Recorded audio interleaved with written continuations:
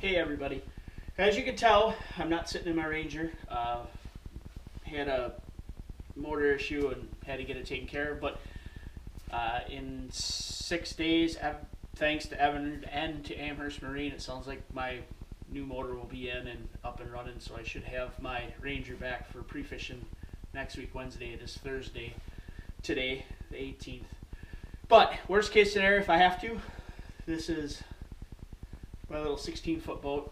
If I have to run this for pre-fish, I guess it is what it is. But I'm thankful to have a backup boat just in case stuff happens, because it does happen. We put a lot of hours on our motors, and we put our boats through a lot of weather and a lot of stuff. So I thought I'd make this video just explaining to everybody what we were using, where the fish were, and kind of how it all came together. The rods that we use, Nick and I both love Denali rods.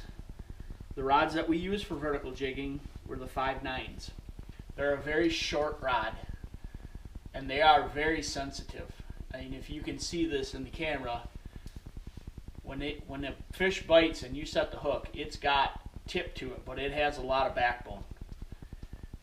So that's the rod that we both really absolutely prefer to jig with.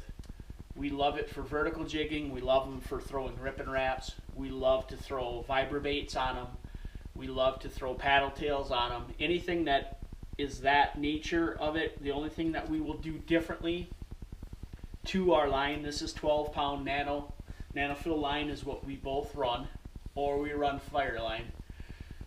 We like the high vis stuff so we can see it. But the only difference we'll do to it is we'll tie it, I run P-line, 15-pound P-line I tie on here, so you have somewhat of a stretch to it so you're not ripping it out of their face.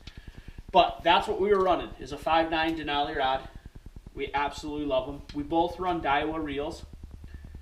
We absolutely love those as well.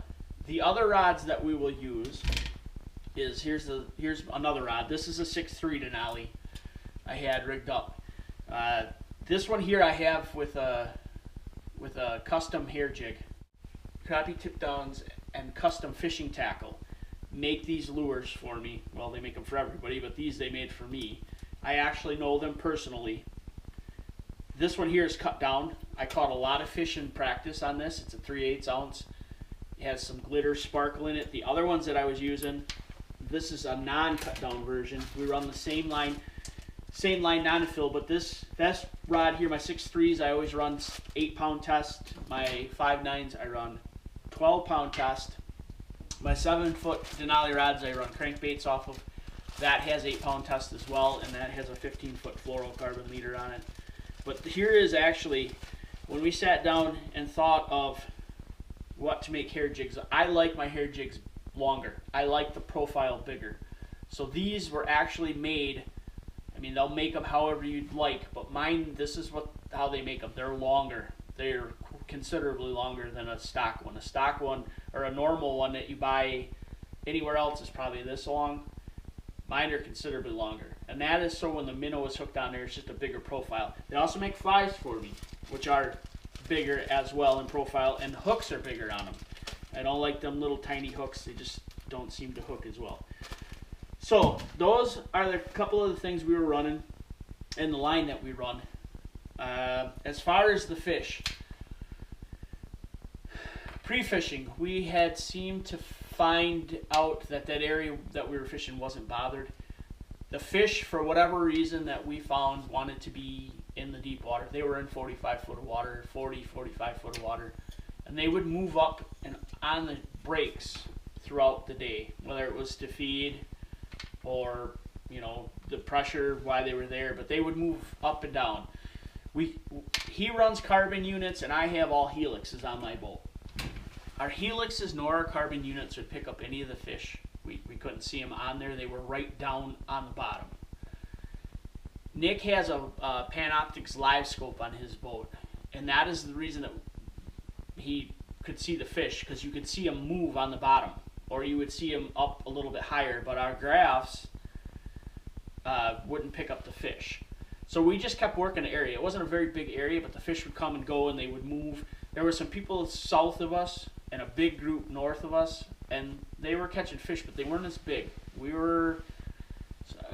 Our biggest was over 27, but we had a boat that come through that seen us net one. They had one that was over 28, and I believe they had one that was 27 as well.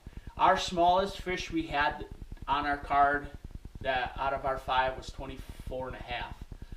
So we averaged 24s, 25s, 26, and a 27. So they were good quality fish. We threw a lot of 22s and a lot of 23s that we didn't use. We had a whole pile of fish that we didn't use. But our setups were, we run 5.9 Denali rods. We absolutely love these rods. And we run nanofill, or nanofill, whether I say it right or not, but that is what we use. This next tournament's probably going to be the same criteria, same thing. There will probably be some trolling involved. We did troll some on the lake, and there was fish on the lake. But I just thought I'd give a quick rundown, a little more detailed of what we were doing.